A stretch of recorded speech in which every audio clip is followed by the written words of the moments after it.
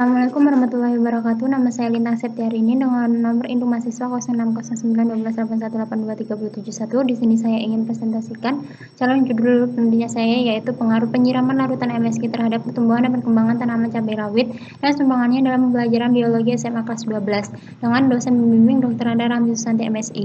Yang pertama, latar belakang. Menurut Nurlina Mati et al. 2010, tanaman cabai rawit merupakan salah satu jenis tanaman hortikultura yang biasanya dibudidayaan secara komersial.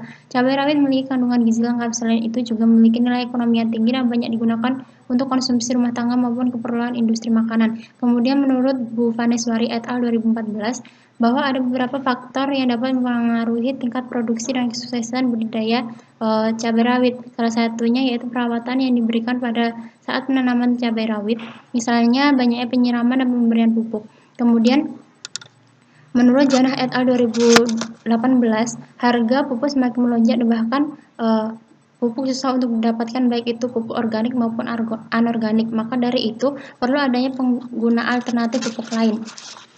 Salah satu bahan yang berpotensi menjadi pengganti pupuk konvensional adalah MSG. Menurut Pujiansyah et al. 2018, MSG mengandung zat yang dibutuhkan pertumbuhan tanaman, di antaranya yaitu nitrogen, glutamat, natrium, air, asam amino, dan ion hidrogen. Maka dari itu perlu dilakukan penelitian untuk mengetahui pengaruh penyiraman MSG terhadap pertumbuhan dan perkembangan tanaman cabai rawit untuk menambah informasi tentang manfaat MSG bagi tumbuhan.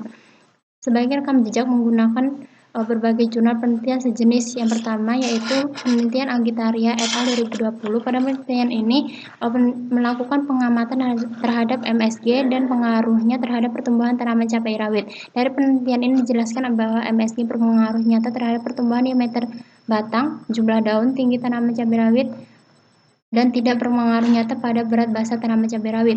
Dan pada penelitian Janah et al. 2018, penelitian ini mengkaji tentang pengaruh pemberian 3 macam merek MSG dan potensinya dalam mempengaruhi pertumbuhan cabai.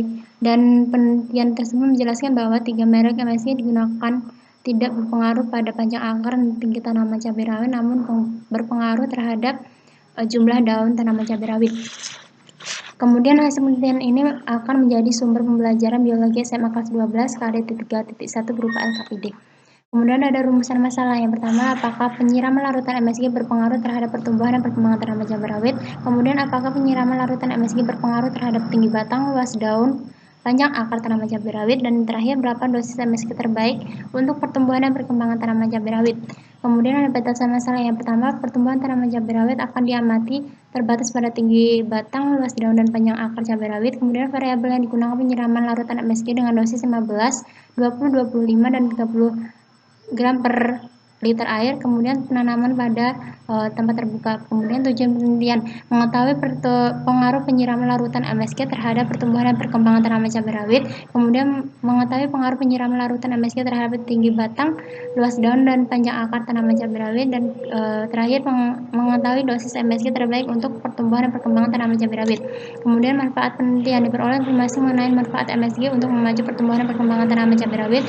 Kemudian diperoleh informasi mengenai dosis MSG yang baik untuk memacu pertumbuhan dan perkembangan tanaman cabai rawit. Kemudian dapat digunakan sebagai tambahan materi pada pembelajaran biologi SMA kelas 12 semester ganjil pada kompetensi dasar 3.1.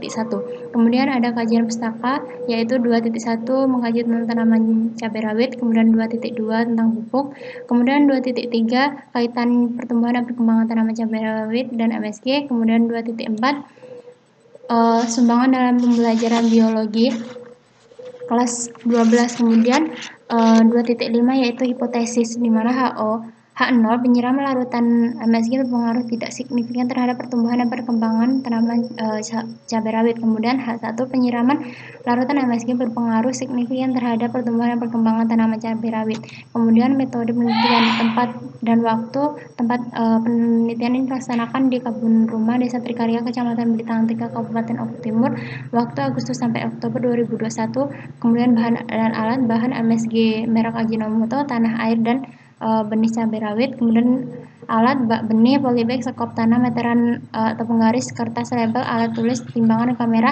Desain penelitian, jenis penelitian ini kuantitatif, dan desain penelitian menggunakan rancangan acak kelompok. Kemudian variabel penelitian, variabel bebas, yaitu penyiraman larutan MSG dan variabel terikat pertumbuhan dan perkembangan tanaman cabai rawit.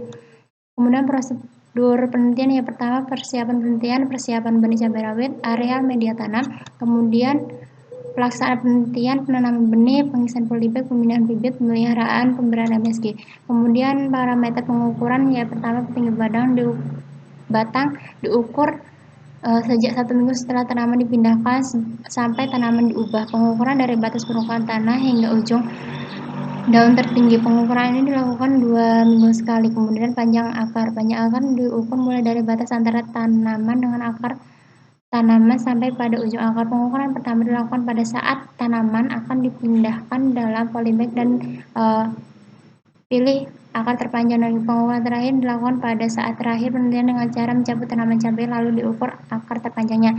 Lalu luas daun diukur sejak 1 minggu setelah tanaman dipindah. Luas daun diukur dengan mengukur daun termuda. Pengukuran dilakukan 2 minggu sekali. Kemudian metode analisis data hasil penelitian dianalisis menggunakan ANOVA. Namun sebelum melakukan uji ANOVA perlu dilakukan uji prasyarat terlebih dahulu berupa uji normalitas dan uji homogenitas, dan untuk uji lanjutan dilakukan uji BNT.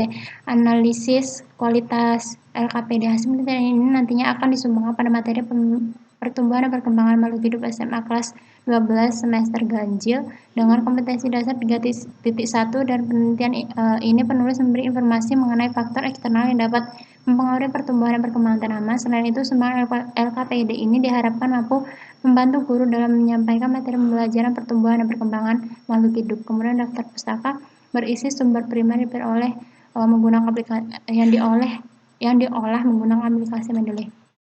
Sekian dari saya Ayu. Wassalamualaikum warahmatullahi wabarakatuh.